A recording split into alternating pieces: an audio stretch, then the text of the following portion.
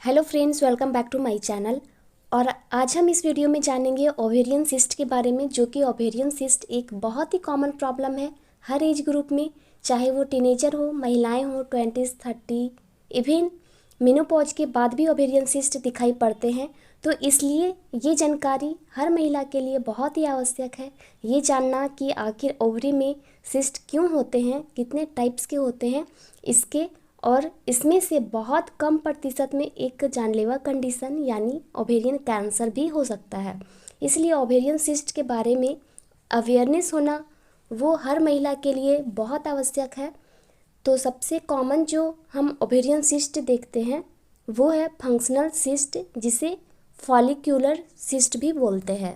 Follicular ovarian cyst का मतलब होता है कि महिला के शरीर में हर महीने एक अंडा बनता है और वो फूट जाता है, और इसके बाद अगले महीने फिर से एक नया फॉलिकल बनता है और वो रप्चर हो जाता है। कभी कभी ये चीज़ फॉलिकल बनने की और रप्चर होने की जो प्रोसेस है इसमें गड़बड़ी हो जाती है, उसी कारण से कभी कभी जो फॉलिकल है वो फूट नहीं पाता और फॉलिक्यूलर सिस्ट बन जाते हैं। कभी कभी एक फूट जाने के बाद उसमें पानी इकट्ठा हो जाता है और इसे ल्यूटियम सिस्ट कहते हैं। ये जो सिस्ट है फंक्शनल सिस्ट है, यानी ये कोई ट्यूमर्स नहीं है, ये नॉर्मल फॉलिकल बनने बिगड़ने की जो प्रक्रिया है उसकी खराबी के कारण बन गए हैं।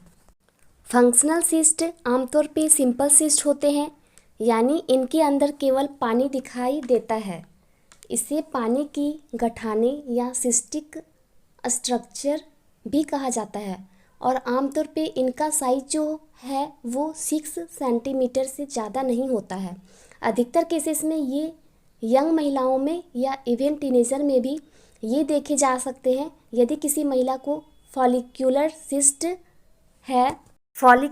सिस्ट डायग्नोस होती है तो उसे कुछ भी अधिकतर ट्रीटमेंट की ज़रूरत नहीं होती। कभी कभी 2 या 3 महीने हार्मोनल ट्रीटमेंट लेते हैं तो ये अपने आप ही डिसअपियर हो जाता है। दूसरे जो ओवेरियन सिस्ट होते हैं उसे हम एक्चुअली ओवेरियन ट्यूमर कहते हैं। ओवेरियन ट्यूमर्स जो हैं वो बिनाइन भी हो सकते हैं और मैलिग्नेंट भी हो सकते हैं। बिनाइन ओवेरियन ट्यूमर्स में एक बहुत ही कॉमन ट्यूमर्स होता है जिसे डर्मोइड सिस्ट कहा जाता है। डर्मोइड सिस्ट जो ये है एम्ब्रायोलॉजिकल कारण से बन जाते हैं। तो इन डर्मोइड सिस्ट में कभी कभी बालों का गुच्छा, कभी बोनी स्ट्रक्चर, कभी दांत ये भी पाए जाते हैं। डर्मोइड सिस्ट के साथ सबसे बड़ी समस्या ये है कि इसमें कैंसर के चांसेस तो बहुत ज़्यादा नहीं है, लगभग 2 से 3% है, परंतु ये सभी कभी कभी ट्विस्ट हो जाते हैं, यानी अपने ही जगह ओवरी ट्विस्ट हो जाती है और इसके कारण बहुत ही एक्यूट सिचुएशन सामने आती है, जिसका तुरंत ही लैप्रोस्कोपी से अनट्विस्ट करना बहुत ही आवश्यक हो जाता है, नहीं तो पूरी ओवरी जो है वो गंवानी पड़ती है। तो यदि किसी महिला को डर्मोइड सिस्ट डायग्नोस्ड हुआ है तो उस केस में उसे लैप्रोस्कोपी से जल्दी ही इनिशियल स्टेज में ही ऑपरेट करा लेना चाहिए।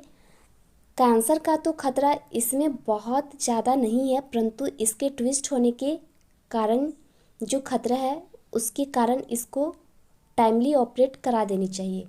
दूसरा जो बिनाइन सिस्ट देखे जाते हैं ओवरी में वो है चॉकलेट सिस्ट। आपने नाम भी सुना होगा चॉकलेट सिस्ट या इंडोमेट्रियोसिस सिस्ट देखा जाए तो कोई ट्यूमर नहीं है। एक्चुअली इंडोमेट्रियोसिस जब इंडोमेट्रियम यानी यूटेरस का टिश्यू ओवरी में रहता है और वो हर महीने मेंस में ब्लीड करता है तो ओवरी में ब्लड इकट्ठा हो जाता है। धीरे धीरे ये जो है ब्लड है गाढ़ा हो जाता है और ये डार्क ब्राउन चॉकलेट कलर में बन जाता है, चॉकलेट जैसा दिखने लगता है। इसलिए इस तरह के जो इंडोमेट्रियोसिस सिस्ट हैं उन्हें चॉकलेट सिस्ट भी कहा जाता है। चॉकलेट सिस्ट कोई भी इसमें मैलिग्नेंसी का खतरा बहुत ज़्यादा नहीं होता, और इसका जो ट्रीटमेंट ये है इंडोमेट्रियोसिस की स्टेज, महिला के एज और साथ ही साथ क्या वो फर्टिलिटी का ट्रीटमेंट चाहती है या उसके फैमिली कंप्लीट है, इसके ऊपर भी निर्भर करेगा। चॉकलेट सिस्ट का जो ट्रीटमेंट है वो सर्जरी से भी ठीक हो सकता है और कई केस में दवाइयों से भी ये दवाई जा सकती है। लास्ट और जो सबसे महत्वपूर्ण है और सबसे ज़्यादा खतरनाक है वो है ओवेरियन कैंसर। ओवेरियन कैंसर बहुत ज़्यादा कॉमन नहीं है। यदि हम 100 ओवेरियन सिस्ट को लेते हैं तो उसमें से 1 या 2 ये कैंसर की संभावना होती है। ओवेरियन सिस्ट जो है कैंसरस है।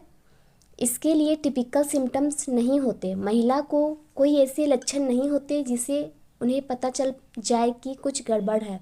आमतौर पे बस कुछ हल्का सा पेट में गड़बड़ी होना, बहुत जल्दी खाना खाने के बाद पेट भरा लगना, और जब हम सोनोग्राफी करके देखते हैं तो उसमें एक बड़ा सा ओवेरियन मास हमें दिखता है।